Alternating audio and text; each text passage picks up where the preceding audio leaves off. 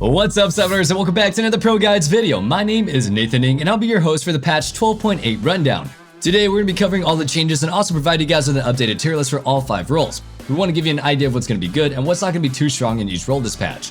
Make sure to subscribe to the channel because we have meta videos like this just to ensure that you're always up to date on what's good, and you definitely don't want to miss out on those. Without further ado, let's begin the patch rundown. Before we get into the actual balance changes, let's look at one thing that everybody can agree Riot does well, the skins. It feels like almost every single new patch has me saying these are some of the best skins that Riot has ever put out, and this one is no exception. Their skin department really doesn't miss. All 8 skins look amazing. The first 2 are a throwback to the Ruination event, with Gangplank getting his new Betrayer skin, which makes sense of why he got buffed. This one looked pretty similar to the other Ruin skins, but the Yasuo skin that's coming alongside with it has a little bit of a different aesthetic to it. Rather than being touched by Viego, Sea Dog Yasuo has been empowered by Illaoi's people, and so he displays some of the power of the Naga Kaboros. So if a sea theme, specifically tentacles, are your thing, then you might be excited about this one. I don't judge. The rest of the skins all belong to the Eclipse universe. The skins that we'll be getting are Sun Eater Kale, Solar Eclipse Sejuani, Solar Eclipse Sivert, which is the legendary in the set, Lunar Eclipse Aatrox, Lunar Eclipse Senna, and finally a prestige version of the Lunar Eclipse skin. Unlike other prestige skins, this one doesn't really have a recolored version of the original splash art. The picture is completely different. Props to Riot for the extra effort. Usually this is the part where we would talk about the system changes, but with so many champions being on the change list, it seems that Riot doesn't really want to adjust any items and runes at the same time. This is probably due to 12.8 being the MSI patch. It's a lot more predictable how champion adjustments will affect the game compared to making system changes. So while there are a lot of champion changes, they won't cause dramatic changes to the ecosystem of pro play like suddenly making a new item OP would. Alrighty, with all the rest of the stuff out of the way, let's look at our updated tier list. First, we'll start off with the top laners. Kieran has consistently been one of the top performing champions in the game, despite being one of the league's oldest champions, and one that is easy enough that he's a good entry-level champion for a first-timer. He does really well up into the highest parts of the ladder. He's just really good at shutting down opponents in the lane and transitioning any lead that he gets into becoming an almost assassin-like juggernaut in the mid-game. It's not surprising to see Garen completely wanting to zero a squishy target if he's able to get onto them. His only real weakness is 5v5s against teams that have a lot of peel and super high tank busting DPS. But in those cases, if you just play him in a side lane, you can usually just bully whoever comes to match you, and potentially just dive them under their turrets if they don't get any help. So with all that praise, we think that Garen belongs to the OP tier for now.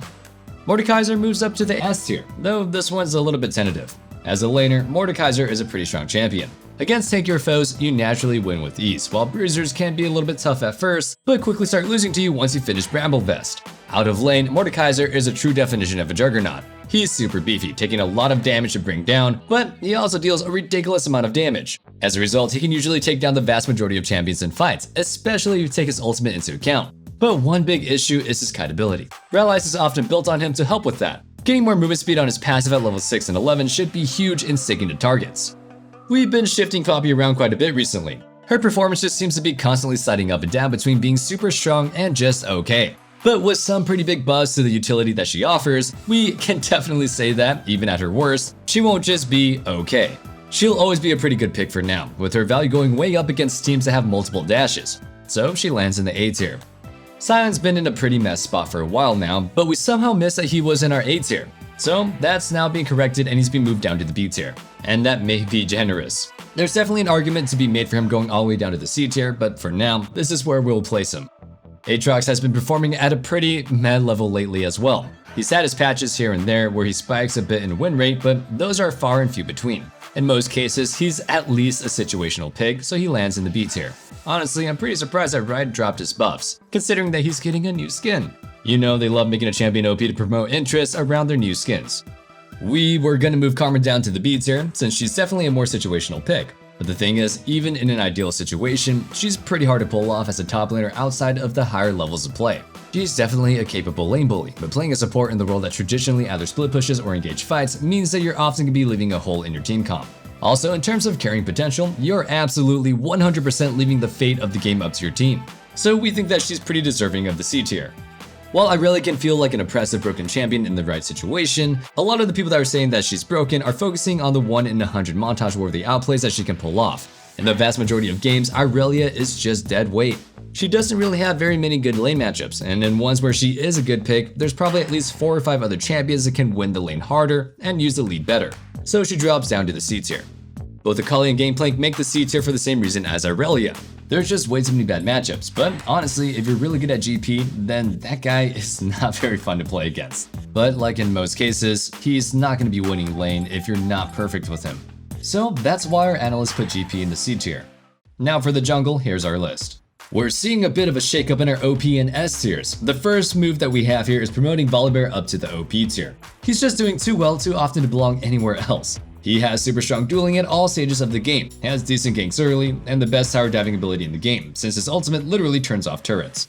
With a new tanky, slightly bruiserish build that people go on Shyvana, the champion has completely flipped the script.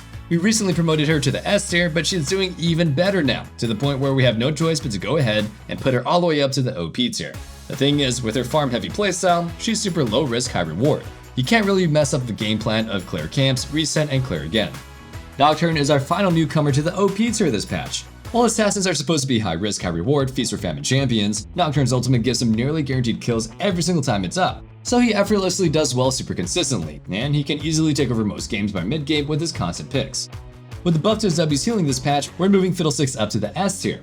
Honestly, I don't know why he's even getting this buff. He's not as disgustingly strong as he was last season, but Fiddle has been in a pretty decent spot lately. Plenty of other champions could have used the love right now. With so many new champions moving up to our OP tier, we had to make the decision to move Xayah and Zag down to the S tier. These champions are both really good picks, but competition is tough when you're fighting for a spot at the top. Skarner moves down to the A tier. He's a great pick for winning via making catches and can do that super consistently, but the thing is, he's only really good around that ultimate cooldown. He doesn't really have the tools to stop the bleeding when all lanes are bleeding out, and can't really 1v9 games when he's the only one with the lead. Kindred drops down to the A tier as well. At higher levels of play, she's super good, but at an average level, it can be hard to consistently get her marks due to weaker pathing skills and having less reliable teammates to play around. Mordekaiser on the other hand gets moved up to the A tier. He was previously in the B tier since he was considered only pickable in the jungle if the enemy team was super melee heavy. But with his passive's movement speed buff being increased, we think that he's at least playable in more situations, though you'll still notice a power difference based on the comps that you're going against. Now here's our mid lane tier list. And yet another act of showing how they don't always really understand their own game, Riot has decided to buff Vladimir by giving him 4 extra base armor. I know this doesn't sound like a lot, but it makes a big difference. Vlad is already a super good counter to AD Assassin's mid lane, and this is going to make things even better for him. It even helps a little bit when it comes to mages auto-attacking him. I can't really understand why Riot thought this buff was a good idea. He ranges from decent to super strong across all elos, and even if he did need a buff, buffing his early game isn't the right way to do it. A hyperscaling champion isn't supposed to have an easy time through lane. They should have a miserable time early and get rewarded by being able to 1v1 later if they can survive. So, with all that being said, we're tentatively putting Vladimir in the S tier for now, with a lot of potential for him to move up to the OP tier. As overcrowded as the S tier is, we feel like Akshay needed to be moved up here as well. His current power level is a lot more in line with other champions here than the ones up in the OP tier. He's definitely a good lane bully, and when played super well, can hard carry games early. But remember, this tier list is gauged towards the mid-level of skill around plat or so. We're not talking about high elo, we have a separate list for that. Usually, champs that require a ton of roaming and good map pressure do better once they reach upper diamond and higher. Now let's move things down to the bot lane. The last time Tristana got a small change, she skyrocketed, quite literally, in performance. So we're gonna be a little bit generous here and move her all the way up to the S tier. That being said, the last time she got a buff, it was to her durability, not her offensive stats. Tristana is all about jumping into fights, so she actually benefits a lot from getting tankier. This boost to her AD shouldn't cause the same 4% or so change that we did last time. So while we're putting her in the S tier for now, consider it tentative. She could very well belong in the A tier or even in the OP tier, depending on how well she does once the patch is live. We'll keep you guys updated on our video for the mid-patch update. With Jinx's HP being cut, having it go down by 50 at level 1, she moves down to the A tier. She's definitely still going to be an insanely strong hyper carry if you can reach 3 items, but being more susceptible to all lanes means that she's just a bit riskier of a pick. She may even be worth putting in the B tier, depending on how badly this affects certain matchups.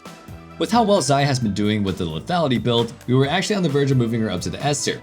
But since that's now getting nerfed, she's moving in the opposite direction, dropping down to the B tier. She won't really be able to bully lane nearly as hard, and her only real use will be as a situational one, where you need her ultimate to be safe against certain diving threats. To finish things off, we have our supports. The only change that we really predict happening with supports this patch is Soraka is going to be in the S tier. She's still going to be doing the exact same thing as before, just with the weaker healing on her W. So she'll still be good, but just less overwhelmingly so. While we aren't moving him on our tier list yet, we're definitely keeping an eye on Bard. The change he's getting doesn't seem too crazy, but who knows? He's a wacky champion. And even a small buff could be enough to bring back some offensive perma-roam build that sees some moving up to the S tier or even the OP tier. Alrighty, that concludes our patch 12.8 rundown. Hope you guys enjoyed the video, and as always, feel free to share your thoughts with me in the comments down below. I'd really like to hear your opinions. Do we move a champion too high or too low? Let me know. Remember, this tier list is subjective and should be taken with a grain of salt, and does not apply to all levels of play. Anyway, check out our description for a link to join our Discord. Good luck this season, Summoners. I hope you're the best for all of you. Stay safe, stay healthy, and have a wonderful day. Peace.